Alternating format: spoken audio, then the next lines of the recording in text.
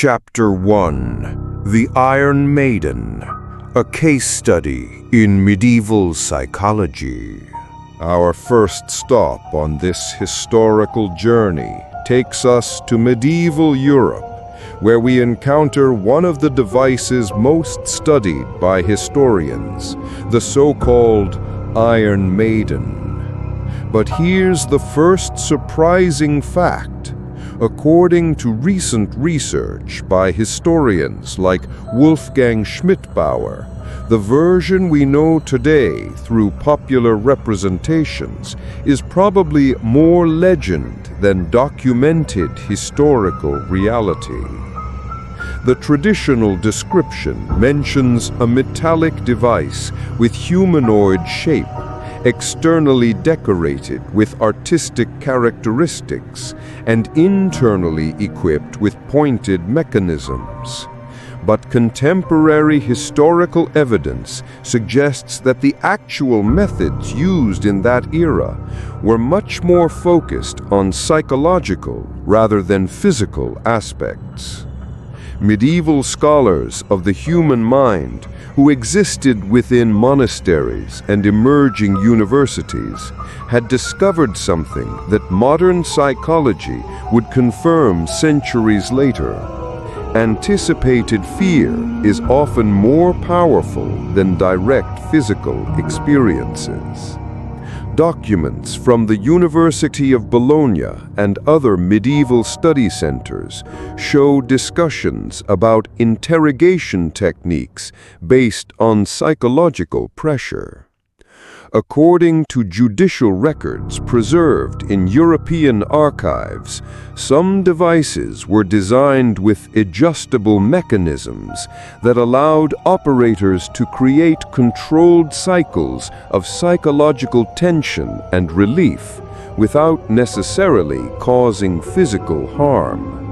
The sophistication lay in the intuitive understanding that the human mind under extreme stress tends to seek resolution through confession. Imagine the psychological complexity. You know a dangerous situation is present. You can perceive its proximity, but there exists uncertainty about when or if something will actually happen.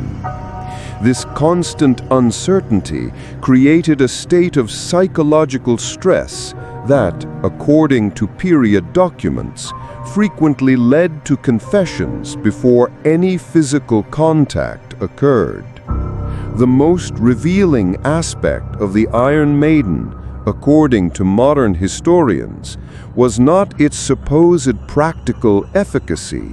It was how it represented a society that had developed intuitive understanding about psychological principles that would only be formally studied centuries later. Some documented versions were true works of art, decorated with elaborate carvings, transforming judicial instruments into complex cultural expressions. Chapter 2: The Constant Drop Method, a study in ancient applied psychology. But if you think only medieval Europe developed psychologically sophisticated methods, prepare to learn about one of the most ingenious techniques ever conceived by the human mind: the persistent drop method, originating from ancient China. This method represents a perfect example of how simplicity can be more impactful than any complex device. The principle was elegant in its simplicity. The accused was positioned uncomfortably, with the head immobilized, while water drops fell consistently and rhythmically on the same point of the forehead. At first glance, it seems completely harmless. After all, we're talking about just water. But here, where ancient psychological genius reveals itself. The first hours were merely uncomfortable. The individual felt the cold drops touching their skin, creating an irritating but perfectly bearable sensation. But as hours transformed into longer periods, something extraordinary began to happen in the human brain. The brain, that incredible machine, designed to detect patterns and environmental changes, began to focus obsessively on that constant and predictable drop. Chinese historical texts describe that after prolonged periods, individuals began to anticipate each drop with growing anxiety. The sound of falling water amplified in the mind. Contemporary accounts describe people who developed such intense auditory hypersensitivity that they could hear the next drop coming seconds before it actually fell. After even longer periods, many reported physical sensations that didn't correspond to reality, as if each drop was causing much greater impact than it actually was. The most ingenious aspect of this method was its mathematical inevitability. There was no variation, no pause, no hope that the pattern would change. It was like a psychological metronome, designed to synchronize with natural brain rhythms and gradually destabilize them. Some records suggest that individuals developed such strong associations that simple rain sounds affected them for the rest of their lives. Chapter 3: The Pyramidal Device: Historical Precision Engineering.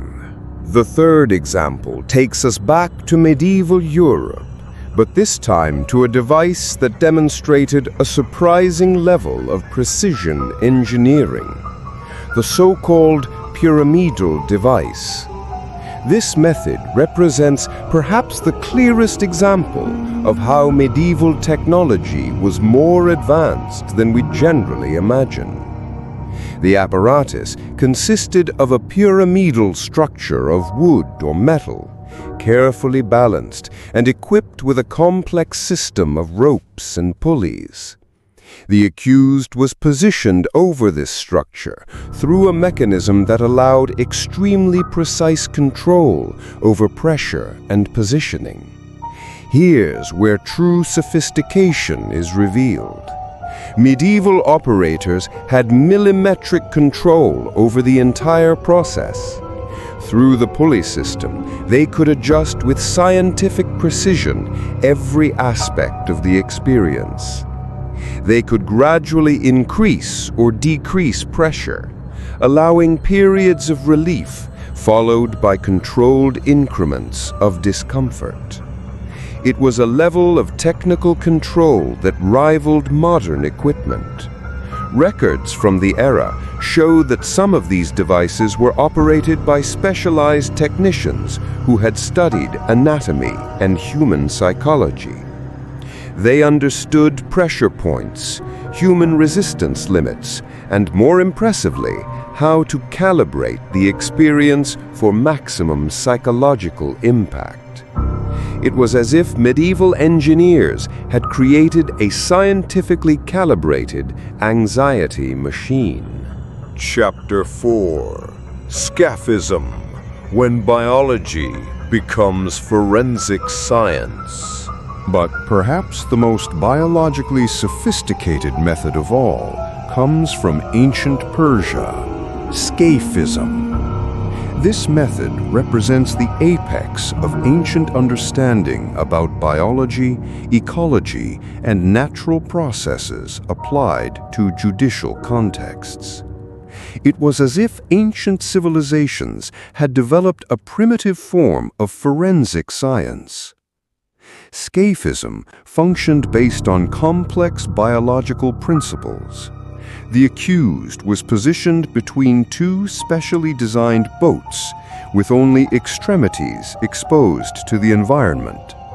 Then they were induced to consume specific quantities of nutritive substances until developing controlled digestive reactions.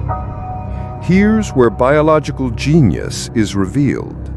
Sugary substances were strategically applied to exposed areas, creating a chemically attractive environment for local insects. What followed was essentially an applied ecology experiment, where the human body became a controlled ecosystem. Over the following days, the combination of organic substances, environmental conditions, and insect activity created a biologically fascinating process from a scientific standpoint. The individual remained conscious throughout the entire process, allowing direct observation of psychological effects of gradual biological transformations. Persian records describe that some individuals remained under observation for periods of up to 2 weeks, developing altered states of consciousness and reporting unique sensory experiences. Some documents suggest that these individuals developed forms of communication with the insects, creating a kind of psychological symbiosis with the ecosystem that formed around them. The scientific sophistication of Scaphism lay in its combination of elements: controlled isolation, gradual biological modification, long-term observation, and systematic documentation of psychological reactions.